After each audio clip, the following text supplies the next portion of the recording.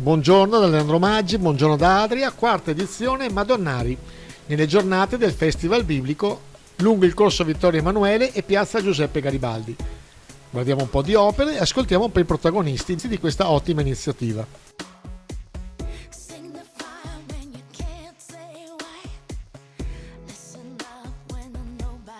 Buongiorno Consiglia. Consiglia? Di dove sei tu? Di Mantova. Beh, Mantova dovrebbe essere zona di Madonnari o sbaglio? Sì, la patria dei Madonnari. Ma tu questo lo fai per hobby, professione, segui? Per hobby. E quante uscite fai in un anno? Dipende, adesso poi da quando c'è stato il Covid un po' meno, ma qualcuna la faccio. Beh, ti facciamo i complimenti, eh? Grazie.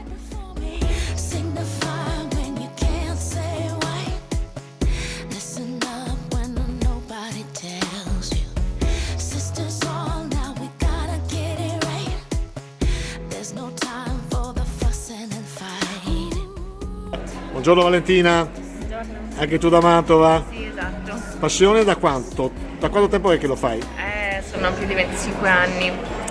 Allora, perché Mantova c'è questa caratteristica? Abbiamo sentito una tua collega, poi è famosa anche il Festival dei Madonnari di Mantova. Perché?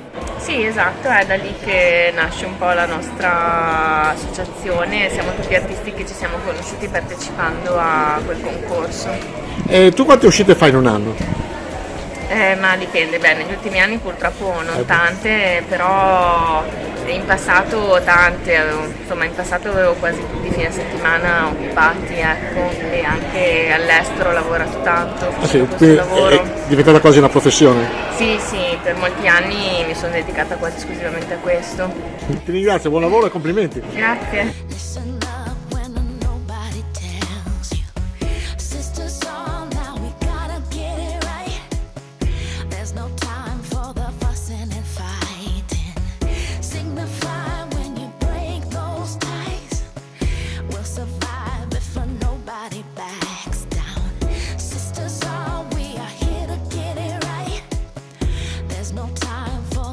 Con Lorena che sta completando questa bellissima opera.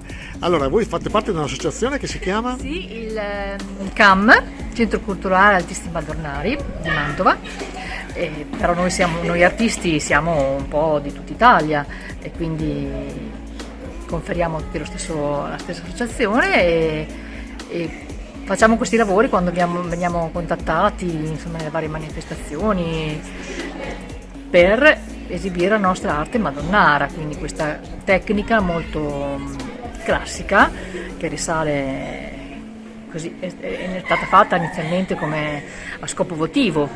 Ma non ti dispiace che dopo finito tutto non resta più niente? Ma è effimera, un'arte effimera. È proprio un'arte effimera, quindi la bellezza di quest'arte è questo, l'esecuzione, creare bellezza mentre si esegue il lavoro, non necessariamente deve rimanere. Il suo scopo è proprio quello così, di creare un momento anche di bellezza condivisa con chi passa in quel momento, chi vede l'esecuzione dell'opera. Poi ovviamente fatti in terra non hanno mai la qualità che può avere un dipinto che debba essere conservato. Il suo scopo è proprio quello di esibire qualche cosa che sia fruibile. E anche la vostra bravura. È vero? La nostra impegno, diciamo. No, perché poi dicevano, in tanti dicono, l'Italia è un museo a cielo aperto. Sì. Voi contribuite a questo anche in maniera effimera, ma contribuite In maniera molto. effimera, però un'altra cosa, ma insomma è anche un modo di esibire l'impegno che tante volte ha un significato profondo a seconda delle persone, insomma, può essere una preghiera a volte, no? Quando Perfetto. si fa una cosa di questo tipo che richiede anche sforzo, duro lavoro. E Posso anche chiederti due cose? È per una web tv qua del posto. Bravissima e complimenti. Tu sei di Modena però. Modena. Va bene, grazie. Ora faccio vedere la tua opera. La finirai? Quanto tempo ci metti a fare un'opera così? Lo dobbiamo concludere in una giornata, quindi insomma io conto di lavorare ancora 2 orette. Quindi in 3-4 ore riesci a fare un'opera? No, un po' di più, insomma, di solito partiamo la mattina, quindi 6, 7, 8 ore, insomma. Perfetto. Qualcosa in più. Ti ringrazio, buon lavoro. Grazie.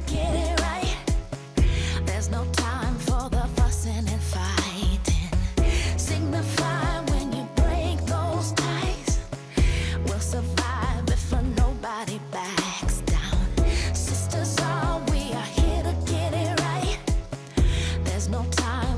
Andrea Libratti, anche tu madonnaro, tra l'altro fai parte di questa associazione, però sei veneto. Sì, sono di Piovene Rocchette, provincia di Vicenza. Ma da dove nasce questa passione? Perché parlavo prima con una tua collega, è praticamente un'arte effimera.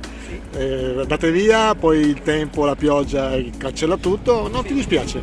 No, non mi dispiace, perché comunque l'arte del gessetto comunque è un'arte istantanea, veloce, è una performance artistica che avviene in poche ore o in pochi giorni comunque. Quindi questo dà la possibilità di vedere dei progetti realizzati in breve termine e questo mi dà gratificazione. Quindi, Poi sì. il bello dell'arte di strada è che essere in piazza, essere nelle strade ti permette di comunicare con le persone. Quindi più che un'arte classica è proprio una performance, è arte Sì, moderna, sì, anche se antica, ma antica, collegata con la tradizione, spirituale e legata comunque alla comunicazione con le persone direttamente, senza entrare in una galleria d'arte. Sei già in una galleria d'arte stando in strada. Grazie, ti ringrazio anche per questa spiegazione che mi sta affascinando, grazie. Bellissimo. Grazie a te. Ciao, buon lavoro. Grazie, altrettanto.